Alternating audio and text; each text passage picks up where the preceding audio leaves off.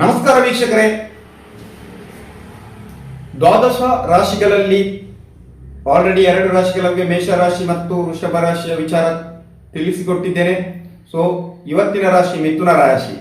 So ಮಿಥುನ ರಾಶಿಯರ ಗುಣಲಕ್ಷಣಗಳೇನು, ಮಿಥುನ ರಾಶಿಯವರ ಶುಭ ದಿಕ್ಕೇನು, ಯಾವ ದೇವರನ್ನು ಆರಾಧನೆ ಮಾಡಬೇಕು, ಇವರ ಮೈನಸ್ ಪಾಯಿಂಟ್ ಏನು, ಪ್ಲಸ್ ಪಾಯಿಂಟ್ ಯಾವ ರೀತಿ ಇರುತ್ತೆ, ಯಾವ ರೀತಿ ಇವರ ಬಳಿ ಹಣಗಳು ನಿಲ್ಬೇಕಿದ್ರೆ ಯಾವೆಲ್ಲ ವಿಚಾರಗಳನ್ನು ಇವರು ಮಾಡಬೇಕು. ಸೊ ಇದೆಲ್ಲವನ್ನು ಸರಳ ರೀತಿಯಲ್ಲಿ ನೋಡ್ಕೊಂಡು ನೋಡಿ ಮುಖ್ಯವಾಗಿ ನಿಮ್ಮ ಜಾತಕ ಇಂಪಾರ್ಟೆಂಟ್. ಇದು ಓವರಲ್ ಆಗಿ ನಾವು ಹೇಳ್ತಾ ಹೋಗ್ತೀವಿ. ಅದಕ್ಕಿಂತ ಮುಂಚೆ ನೋಡಿ, ನಮ್ದು ತರಗತಿ ಇದೆ. ನಾವು ಇದಕ್ಕಿಂತ ಮುಂಚೆ ಕೂಡ ತುಂಬಾ ತರಗತಿಯನ್ನ ಮಾಡಿದ್ದೇವೆ. ಸೊ ದೈವರಕ್ಷೆ ಮಂತ್ರ ಸಿದ್ಧಿ, ಯಾವ ರೀತಿ ಒಂದು ಶಕ್ತಿಯನ್ನು ಸಿದ್ಧಿ ಮಾಡಬೇಕು, ಅದು ಇವಾಗಲೂ ನಡೀತಾ ಇದೆ. ಅದು ಮೇನ್ ನಮ್ದು ಕ್ಲಾಸ್. ಅದರ ಜೊತೆ ಬೇರೆ ಬೇರೆ ಕ್ಲಾಸ್ಗಳನ್ನೆಲ್ಲ ಮಾಡಿದ್ದೇವೆ. ಸೊ ಕವಡೆ ಮಾಡಿದ್ದೇವೆ. ಮುಂದಿನ ಬಾರಿ ಕೂಡ ಕವಡೆ ನಾವು ಡೈರೆಕ್ಟ್ ಮಾಡಿದೆ. ಅದಕ್ಕಿಂತ ಮುಂಚೆ ನಾಳೆ ಅಂದ್ರೆ ನವೆಂಬರ್ ಅಲ್ಲಿ 14ನೇ ತಾರೀಕು ನಾವು ಸ್ಟಾರ್ಟ್ ಮಾಡ್ತಾ ಇದ್ದೇವೆ ನಿಗೂಢ ಯಂತ್ರ ತಂತ್ರ ಮಂತ್ರ ತರಗತಿ ಅಂತ. ಸೊ ರೆಕಾರ್ಡಿಂಗ್ ಇರುತ್ತೆ, ಆನ್ಲೈನ್ ಇರುತ್ತೆ. ನೀವು ಎಲ್ಲಿ ಕೂತಿದ್ರೆ ಅಲ್ಲೇ ವಿಡಿಯೋನ ನೋಡ್ಬೋದು. 3 ತಿಂಗಳು ನಿಮಗೆ ವಿಡಿಯೋ ಇರ್ತದೆ ಅಲ್ಲಿ ಆ್ಯಪ್ ಅಲ್ಲಿ, ಎಷ್ಟು ಸಲ ಬೇಕಿದ್ರು ನೋಡ್ಬೋದು. ಆ್ಯಪ್ ಅಲ್ಲಿ ಇರ್ತದೆ, ಶ್ರೀ ಮಂತ್ರದೇವಿ ಆ್ಯಪ್ ಅಲ್ಲಿ. ಅದನ್ನು ಡೌನ್ಲೋಡ್ ಮಾಡಿದ್ರೆ ನಿಮಗೆ ಆ ವಿಡಿಯೋಗಳೆಲ್ಲ ಸಿಗ್ತದೆ. ಸೊ ಆ ತರಗತಿಗೆ ಒಂದು ಫೀಸ್ ಅನ್ನ, ಆ ಕಾಣಿಕೆಯನ್ನ ಸಣ್ಣ ಮಟ್ಟ ಇದ್ದೇವೆ. ಯಾರೆಲ್ಲ ಜಾಯಿನ್ ಆಗ್ತೀರಾ, ಅದ್ಭುತವಾದ ತಂತ್ರಗಳು 40ಕ್ಕಿಂತ ಮಿಕ್ಕಿ ತಂತ್ರ ಮಂತ್ರ ಯಂತ್ರಗಳು ನಿಮ್ಮ ಬದುಕಿನಲ್ಲಿ ಯಾವ ರೀತಿ ಅದನ್ನು ಅಷ್ಟನ್ನೇ ಮಾಡಿದ್ರೆ ಕೂಡ ನಿಮ್ಮ ಬದುಕಿನಲ್ಲಿ ಬದಲಾವಣೆ ಆಗ್ತದೆ. ಸೊ ನಮ್ಮ ಗುರು ಹಿರಿಯರ ಪುರಾತನ ತಂತ್ರಗಳೆಲ್ಲ ಅದರಲ್ಲಿ ಜಾಯಿನ್ ಆಗ್ಬೋದು. ಸೊ ಕೆಲ ಬರ್ತಕ್ಕಂಥ ನಂಬರ್ಗೆ ಕರೆ ಮಾಡಿ ರಿಜಿಸ್ಟರ್ ಅನ್ನ ಮಾಡಬಹುದು. ಸೊ ಇವತ್ತು ಮಿಥುನ ರಾಶಿಯವರ ಬಗ್ಗೆ ನೋಡ್ಕೊಂಡು ಹೋಗೋಣ. ದ್ವಾದಶ ರಾಶಿಯಲ್ಲಿ 3ನೇ ರಾಶಿ ಬಂದ್ಬಿಟ್ಟು ಮಿಥುನ ರಾಶಿ. ಸೊ ಅದು ದ್ವಿಷಭ ರಾಶಿ ಅಂತ ಕರಿತೇವೆ ಅದನ್ನ. ಯಾಕಂದ್ರೆ ಒಂದು ರಾಶಿ ಚರ ಸ್ಥಿರ ದ್ವಿಷಭ ಅಂತ ಬರುತ್ತೆ. ಇದು ಮೇಷರಾಶಿ ಚರ ಆದ್ರೆ ವೃಷಭ ಸ್ಥಿರ, ಮಿಥುನ ದ್ವಿಷಭವ ರಾಶಿ. ಅದನ್ನು ವಾಯು ತತ್ವದ ರಾಶಿ ಅಂತಾನು ನಾವು ಮಿಥುನ ರಾಶಿಯನ್ನ ಕರಿತೇವೆ. ಮಿಥುನ ರಾಶಿಯ ಅಧಿಪತಿ ಬಂದ್ಬಿಟ್ಟು ಬುಧ ಗ್ರಹ ಮಿಥುನ ರಾಶಿಯ ಅಧಿಪತಿ. ಸೊ ಮಿಥುನ ರಾಶಿಯಲ್ಲಿ ಅವ್ರು ಹೇಗಿರ್ತದೆ ಕ್ಯಾರೆಕ್ಟರ್, ಇವರು ಒಳ್ಳೆಯವರ ಹತ್ರ ಒಳ್ಳೆಯ ರೀತಿ ಇರ್ತಾರೆ, ಕೆಟ್ಟವರ ಹತ್ರ ಕೆಟ್ಟವ ರೀತಿ ಇರ್ತಾರೆ ಮಿಥುನ ರಾಶಿ. ಸೊ ಮಾತುಕತೆ ಚೆನ್ನಾಗಿರುತ್ತೆ. ಯಾಕಂದ್ರೆ ದ್ವಾದಶ ರಾಶಿ 3ನೇ ರಾಶಿ ಮಿಥುನ ರಾಶಿಯವರ ಮಾತುಕತೆ ಚೆನ್ನಾಗಿರ್ತದೆ. ಯಾವಾಗಲೂ ಮಾತುಕತೆಯಿಂದ ಕೆಲವೊಂದ್ಸಲ ಲಾಭ, ಕೆಲವೊಂದ್ಸಲ ನಷ್ಟ, ಇದೆರಡು ಆಗುತ್ತೆ. ಸೊ ಇವರು ದಡ್ಡರ ಜೊತೆ ಸೇರಿ ದಡ್ಡರಾಗ್ತಾರೆ, ಬುದ್ಧಿವಂತರ ಜೊತೆ ಸೇರಿದ್ರೆ ಬುದ್ಧಿವಂತ. ಯಾಕಂದ್ರೆ ಬುಧ ಬುದ್ಧಿಗೆ ಕಾರಕ. ಇವರು ಯಾರ ಜೊತೆ ಸೇರ್ತಾರೆ ಅಂತಕ್ಕಂಥದ್ದು ತುಂಬಾ ಇಂಪಾರ್ಟೆಂಟ್. ಕೆಲವೊಂದು ಬಾರಿ ಇವರಿಗೆ ಹಠ, ತುಂಬಾ ಹಠ ಸ್ವಭಾವ, ಕೆಲವೊಂದ್ಸರಿ ಮೃದು ಇರ್ತಾರೆ. ಸೊ ಮಾತಿನಿಂದ ಸಫಲತೆ, ಮಾತಿನಿಂದ ವಿಫಲತೆ ಎಲ್ಲವನ್ನು ಮಿಥುನ ರಾಶಿಯವರಿಂದ ನೋಡಬಹುದು. ಕಮಿಷನ್ ಏಜೆಂಟ್ ಆಗಿ ಮಿಥುನ ರಾಶಿಯವರು ತುಂಬಾ ಸಕ್ಸಸ್ ಆಗ್ತಾರೆ, ಅಥವಾ ಬ್ಯಾಂಕಿಂಗ್ ಉದ್ಯೋಗದಲ್ಲಿ ಮಿಥುನ ರಾಶಿಯವರು ತುಂಬಾನೇ ಸಕ್ಸಸ್ ಆಗಿರ್ತಾರೆ. ಸೊ ಗದೆ ಹಿಡಿದಂತಹ ವ್ಯಕ್ತಿ, ಇದು ಇವರ ರಾಶಿಯ ಸಿಂಬಲ್ ನಾವು ಕಾಣಬಹುದು. ಸೊ ಮಿಥುನ ರಾಶಿಯ ಅಧಿಪತಿ ಇಲ್ಲಿ ಬುಧ ನಿಮ್ಮ ಜಾತಕದಲ್ಲಿ ಎಲ್ಲಿ ಕೂತಿದ್ದಾನೆ ಅಂತಕ್ಕಂಥದ್ದು ಇಂಪಾರ್ಟೆಂಟ್.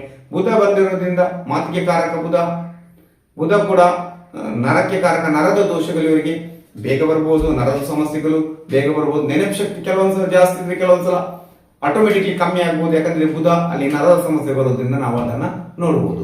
ಸೊ ಇಲ್ಲಿ ಇವರು ಗೆಲ್ಬೇಕಿದ್ರೆ ಇವರಿಗೆ ಶುಭವಾದ ದಿಕ್ಕು ನಾವು ನೋಡಿದ್ರೆ ಇವರಿಗೆ ಪಶ್ಚಿಮ ದಿಕ್ಕು ತುಂಬಾ ಶುಭವಾಗಿರ್ತದೆ. ಅದೇ ರೀತಿ ಇವರಿಗೆ ಶುಭ ವಾರಗಳನ್ನ ನಾನು ಹೇಳ್ತಾ ಹೋಗ್ತೇನೆ. ಸೊ 2ನೇ ಅಧಿಪತಿಯಾಗಿ ಅಂದ್ರೆ ಇವರ ಮಿಥುನ ರಾಶಿಯಿಂದ 2ನೇ ಅಧಿಪತಿ ಯಾರು ಅಂತ ಕೇಳಿದ್ರೆ ಅಲ್ಲಿ ಕಟಕ ರಾಶಿ, ಅಲ್ಲಿ ಚಂದ್ರಾಧಿಪತಿ. ಸೊ ತಾಯಿಯನ್ನು ಎಷ್ಟು ಪ್ರೀತಿ ಮಾಡ್ತಾರ ಅಷ್ಟು ಇವರ ಬಳಿ ಹಣ ಬರ್ತದೆ. ಸೊ ಮನಸ್ಸಿಗೆ ಸಮಾಧಾನ ಆಗುವಷ್ಟು ಹಣ ಇವರಿಗೆ ಬರ್ತದೆ. ಆದ್ರೆ ಕೆಲವೊಂದ್ಸಲ ಚಂಚಲ ಸ್ವಭಾವ ಇವರಲ್ಲಿ ಇರ್ತದೆ. ಸೊ 2ನೇ ಅಧಿಪತಿ ಚಂದ್ರ ಎಲ್ಲಿ ಸ್ಥಿತನಾಗಿದ್ದಾನೆ ಅಂತಕ್ಕಂಥ ಇಂಪಾರ್ಟೆಂಟ್. 3ನೇ ಅಧಿಪತಿ ಆಗಿಬಿಟ್ಟು ಸೂರ್ಯ, ಇವರ ರಾಶಿಯಿಂದ 3ನೇ ಅಧಿಪತಿ ಸೂರ್ಯ. ಸೊ ತಂದೆ ಜೊತೆ ಸಂಬಂಧಗಳು ಸ್ವಲ್ಪ ಕೆಡಬಹುದು, ಮಾತುಕತೆಯಿಂದ ಸಮಸ್ಯೆಗಳೆಲ್ಲ ಬರಬಹುದು. ಸೊ ಟ್ರಾವೆಲಿಂಗ್ ಮಾಡ್ತಾ ಇರ್ತಾರೆ, ಇವರು ಜಾಸ್ತಿ ಟ್ರಾವೆಲಿಂಗ್ ಹೋಗ್ತಾರೆ. ಇದೆಲ್ಲ ತುಂಬಾ ಇಂಪಾರ್ಟೆಂಟ್ ಆಗಿರುತ್ತೆ. ಸೊ 4ನೇ ಅಧಿಪತಿ ಬಂದ್ಬಿಟ್ಟು ಇಲ್ಲಿ ಯಾರಂದ್ರೆ ಕನ್ಯಾ ರಾಶಿ, ಅದರ ಅಧಿಪತಿ ಕೂಡ ಬುಧನೇ 4ನೇ ಅಧಿಪತಿ. ಬುಧ ಯಾವ ದಶ ಬಂದಾಗ ಇವರಿಗೆ ಮನೆ ಕಟ್ಟುವ ಯೋಗಗಳು ಬರ್ಬೋದು, ಎಜುಕೇಶನ್ ಬರ್ಬೋದು. ಅದೇ ಬುಧ ಬಂದಾಗ ಸ್ವಲ್ಪ ವೀಕ್ನೆಸ್ ಗಳೆಲ್ಲ ಜಾಸ್ತಿ ಬರ್ಬೋದು. ಪಂಚಮಾಧಿಪತಿಯಾಗಿ ಇಲ್ಲಿ ಶುಕ್ರ ಬಂದಿದ್ದಾನೆ. ಸೊ ತುಲಾ ತಕ್ಕಡಿಯ ಅಧಿಪತಿ ಆಗಿರ್ತಕ್ಕಂಥವನು ಯಾರು, ಇಲ್ಲಿ ಶುಕ್ರ ಬಂದಿದ್ದಾನೆ. ಶುಕ್ರ ಪಂಚಮದಲ್ಲಿರೋದ್ರಿಂದ ಪ್ರೀತಿ ಹಿಂದೆ ಹೋಗ್ಬೋದು, ಅಥವಾ ಯಾರನ್ನಾದ್ರೂ ಪ್ರೀತಿ ಮಾಡ್ಬೋದು. ಕಾಲೇಜ್ ಕಲಿಯುವ ಸಮಯದಲ್ಲೇ ಪ್ರೀತಿ ಮಾಡ್ಬೋದು. ಸೊ ಜಾಸ್ತಿ ಮೊಬೈಲ್ ನೋಡ್ತಾ ಇರ್ಬೋದು. ಸೊ ಸಿನಿಮಾ ಕ್ಷೇತ್ರ ಇದರಲ್ಲ ಸ್ವಲ್ಪ ಆಸಕ್ತಿ ಬರ್ಬೋದು. ಅಲ್ಲಿ ಶುಕ್ರನ ದಶಾಭುಕ್ತಿಗಳು ಬಂದಾಗ ನಾವು ನೋಡ್ಬೋದು. ಅಲ್ಲಿ 6ನೇ ಅಧಿಪತಿ ಬಂದ್ಬಿಟ್ಟು ವೃಶ್ಚಿಕ ರಾಶಿ. ವೃಶ್ಚಿಕ ರಾಶಿಯ ಅಧಿಪತಿ ಆರನೇ ಮನೆಯವರದ್ದು ವೃಶ್ಚಿಕ ರಾಶಿ ಅಧಿಪತಿ ಬಂದ್ಬಿಟ್ಟು ಕುಜ. ಉದ್ಯೋಗದಲ್ಲಿ ಸ್ವಲ್ಪ ಕಿರಿಕಿರಿ ಇರ್ಬೋದು, ಉದ್ಯೋಗದಲ್ಲಿ ಅಡೆತಡೆ, ಸ್ವಲ್ಪ ಕಷ್ಟಕರ ಕೆಲಸಗಳನ್ನು ಇವರು ಮಾಡಬಹುದು, ಶತ್ರುಗಳು ಜಾಸ್ತಿ ಇರ್ಬೋದು, ಸೊ ಶತ್ರುಗಳಿಂದ ತೊಂದರೆ ಬರ್ಬೋದು. ಇದೆಲ್ಲ ನಿಮ್ಮ ಜಾತಕ ನೋಡಿ. 6ನೇ ಮನೆ ಯಾವ ಋಣದ ಮನೆ ಅದು. ಸೊ ಹಿಂದಿನ ಕಾಲದಲ್ಲಿ ಶತ್ರುಗಳ ಋಣ ಇವಾಗ ನಿಮಗೆ ಇರ್ಬೋದು. ಅದೇ ರೀತಿ ಅಲ್ಲಿ ಮಿಥುನ ರಾಶಿಯಿಂದ ನಾವು ನೋಡ್ತಾ ಬಂದಾಗ 7ನೇ ಮನೆ ಬಂದ್ಬಿಟ್ಟು ಅಲ್ಲಿ ಯಾರ ಜೊತೆಗೆ ಅಲ್ಲಿ ಗುರುವಿನ ಮನೆ 7ನೇ ಮನೆ, ಮತ್ತೆ ಅಲ್ಲಿ 10ನೇ ಮನೆ ಗುರುವಿನ ಮನೆ ಆಗಿರೋದು 7ನೇ ಮನೆ. ಸಂಗಾತಿ ಸ್ವಲ್ಪ ದೇವರನ್ನ ಆರಾಧನೆ ಮಾಡುವಂತಹ ಸಂಗಾತಿ ಸಿಗ್ಬೋದು, ದೇವರ ಮೇಲೆ ಭಕ್ತಿ ಜ್ಞಾನ ದೇವರ ಮೇಲೆ ನಂಬಿಕೆ ಇರ್ತಕ್ಕಂತಹ ಸಂಗಾತಿ ಸಿಗ್ಬೋದು ಇವರಿಗೆ. ಸಂಗಾತಿ ತುಂಬಾ ಜ್ಞಾನವಂತರಾಗಿ ವಿದ್ಯಾವಂತರಾಗಿ ಇರ್ಬೋದು ಇವರಿಗೆ.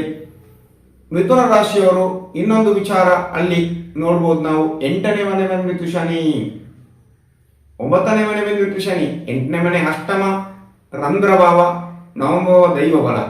ಸೊ ಇವರು ಶನಿ ಆರಾಧನೆ ಜಾಸ್ತಿ ಮಾಡಲೂಬಾರ್ದು, ಮಾಡದೇ ಇರ್ಲೂಬಾರ್ದು. ಸೊ ಈಕ್ವಲ್ ಆಗಿ ಮಾಡ್ತಾ ಹೋಗ್ಬೇಕು. ಶನಿಯ ಜೊತೆ ಇವರು ಗುರುವಿನ ಆರಾಧನೆಯನ್ನು ಕೂಡ ಮಾಡಿದಾಗ ಅಲ್ಲಿ ಫಲ ಸಿಗ್ತದೆ. ಯಾಕಂದ್ರೆ ಹಿಂದಿನ ಮನೆಯಲ್ಲ ಅಧಿಪತಿ ಗುರು ಆಗಿರೋದ್ರಿಂದ ಸ್ವಲ್ಪ ಫಲಗಳ ಇವರಿಗೆ ಜಾಸ್ತಿ ಸಿಗ್ಬೋದು. ಗಾಡಿಯಲ್ಲಿ ಹೋಗ್ಬೇಕಿದ್ರೆ ತುಂಬಾ ಜಾಗರೂಕರಾಗಿ ಇರಬೇಕು ಮಿಥುನ ರಾಶಿಯವರು. ಸೊ ನಿಮ್ಮ ಜಾತಕ ತುಂಬಾ ಇಂಪಾರ್ಟೆಂಟ್ ಆಗಿರುತ್ತೆ. ಅಲ್ಲಿ 10ನೇ ಮನೆ ಬಂದ್ಬಿಟ್ಟು ಗುರು ಹೇಳಿದೆ ನಾನು. 10ನೇ ಮನೆ ಅಧಿಕಾರವನ್ನ ಸಿಗ್ಬೇಕಿದ್ರೆ ಗುರುವಿನ ಆರಾಧನೆಯನ್ನ ಮಾಡ್ತಾ ಬರಬೇಕು. ಗುರುವಿಗೆ ಸ್ವಲ್ಪ ಹೊಟ್ಟೆ ಸಂಬಂಧಿ ಸಮಸ್ಯೆಗಳು ಇವರಿಗೆ ಬರ್ಬೋದು, ಗ್ಯಾಸ್ ಟ್ರಬಲ್ ಇಂಥ ಸಮಸ್ಯೆಗಳು. 11ನೇ ಮನೆ ಲಾಭದ ಅಧಿಪತಿಯಾಗಿ ಕುಜ ಇದ್ದಾನೆ. ಸೊ ಇಲ್ಲಿ ಏನಾಗ್ತದೆ ಅಂತ ನಾವು ನೋಡ್ಬೋದು. 6ನೇ ಅಧಿಪತಿ ಬೇಕು ಕುಜ. 11ನೇ ಉದ್ಯೋಗದಲ್ಲಿ ತುಂಬಾ ಯಶಸ್ಸುಗಳೆಲ್ಲ ಸಿಗ್ತದೆ.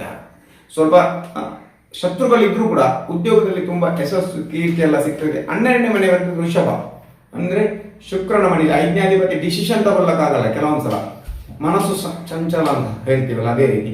ಇನ್ವೆಸ್ಟ್ಮೆಂಟ್ ಮಾಡ್ಬೇಕಿದ್ರೆ ನೋಡ್ಬಿಟ್ಟು ಮಾಡ್ಬೇಕು. ಇನ್ವೆಸ್ಟ್ಮೆಂಟ್ ಅಲ್ಲಿ ಲಾಸ್ ಆಗುವಂತಹ ಸಾಧ್ಯತೆ. ಸೊ ಶುಕ್ರನ ದಶಾಭುಕ್ತಿ ಬಂದಾಗ ಇವರು ಹೊರದೇಶಕ್ಕೆಲ್ಲ ಹೋಗುವಂತಹ ಯೋಗಗಳು ಇವರಿಗೆ ಬರ್ಬೋದು. ಸೊ ಯಾವ ದೇವರನ್ನು ಇಲ್ಲಿ ಜಾಸ್ತಿಯಾಗಿ ಆರಾಧನೆ ಮಾಡಿ ಪ್ಲಸ್ ಆಗ್ಬೋದು. ಸೊ ಧನಾಧಿಪತಿ ಆದಂತವನು ಯಾರಿಗೆ ಚಂದ್ರ. ಸೊ ಶಿವನ ಆರಾಧನೆಯನ್ನು ನಿತ್ಯ ನಿರಂತರ ಮಾಡ್ತಾ ಬಂದಾಗ ಇವರ ಪಾಲಿಗೆ ಹಣಗಳು ಹರಿದು ಬರ್ತದೆ. ಎಲ್ಲಾ ಮೂಲಗಳಿಂದ ಹಣ ಬರ್ಬೋದು, ದುಡ್ಡು ಬರ್ಬೋದು. ಸೊ ಲಗ್ನಾಧಿಪತಿ ಆಗಿರ್ತಕ್ಕಂಥ ಬುಧ ವಿಷ್ಣುಮೂರ್ತಿ ವೆಂಕಟರಮಣ ದೇವರ ಕ್ಷೇತ್ರಕ್ಕೆ ಹೋಗ್ಬೇಕು. ಆ ಕ್ಷೇತ್ರದಲ್ಲಿ ಬುಧವಾರ ಮತ್ತು ಶನಿವಾರ ಹೋದ್ರೆ ಪ್ಲಸ್. ಅಲ್ಲಿ ಹೋಗಿ ಒಂದು ಯಾವುದಾದ್ರೂ ವಿಷ್ಣುವಿಗೆ ತುಳಸಿ ಮಾಲೆಯನ್ನು ಕೊಟ್ಟಾಗ ನಿಮ್ಗೆ ಪ್ಲಸ್ ಆಗ್ತದೆ. ಇದನ್ನ ಮಾಡಿ ನೋಡಿ, ತುಂಬಾ ನಿಮ್ಗೆ ಚೇಂಜಸ್ ಬರ್ತದೆ. ಏನಾದ್ರೂ ಸ್ಟ್ರಕ್ ಆಗಿದ್ದದ್ದು ಖಂಡಿತವಾಗಲು ರಿಲೀಸ್ ಆಗ್ತಕ್ಕಂಥ. ನಿಮ್ಗೆ ಹೆಸರು ಕೀರ್ತಿ ಬರ್ಬೇಕಿದ್ರೆ ನೀವು ಗುರುವಿನ ಸಾನ್ನಿಧ್ಯಕ್ಕೆ ಹೋಗಿ 10ನೇ ಮನೆ ಅಲ್ಲಿ ಗುರುವಿನ ಪ್ರಬಲ ಯಾವ ರೀತಿ ಇದೆ ನಿಮ್ಮ ಜಾತಕದಲ್ಲಿ ನೋಡ್ಬಿಟ್ಟು ಹೋಗಿ. ಸೊ ಇಷ್ಟು ಮಾಡಿದಾಗ ನಿಮ್ಗೆ ಚೇಂಜಸ್ ಆಗ್ತಕ್ಕಂಥದ್ದು. ಸೊ ಹೈಯರ್ ಎಜುಕೇಶನ್ ಏನಾದ್ರು ಅಡೆತಡೆ ಇದ್ರೆ ಅಲ್ಲಿ ನೀವು ಶನಿಯನ್ನ ಆರಾಧನೆ ಮಾಡಿ. ಹೈಯರ್ ಎಜುಕೇಶನ್ ಅಡೆತಡೆ ಇದ್ರೆ ಅಲ್ಲಿ ಶನಿಯನ್ನ, ಯಾಕಂದ್ರೆ 9ನೇ ಅಧಿಪತಿ ನಿಮ್ಗೆ ಶನಿ ಲಾಂಗ್ ಟರ್ಮ್ ಕಲಿಯುವಂತಹ ಒಂದು ಆಸಕ್ತಿಯನ್ನ ಕೊಡ್ಬೋದು. ಮುಖ್ಯವಾಗಿ ಮಾತಿನಲ್ಲಿ ಹಿಡಿತ ಇರಲಿ.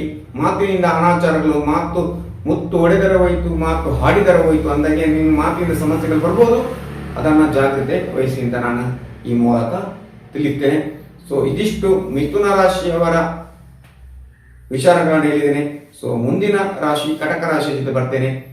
ಅಲ್ಲಿವರೆಗೆ ಎಲ್ರಿಗೂ ನಮಸ್ಕಾರ.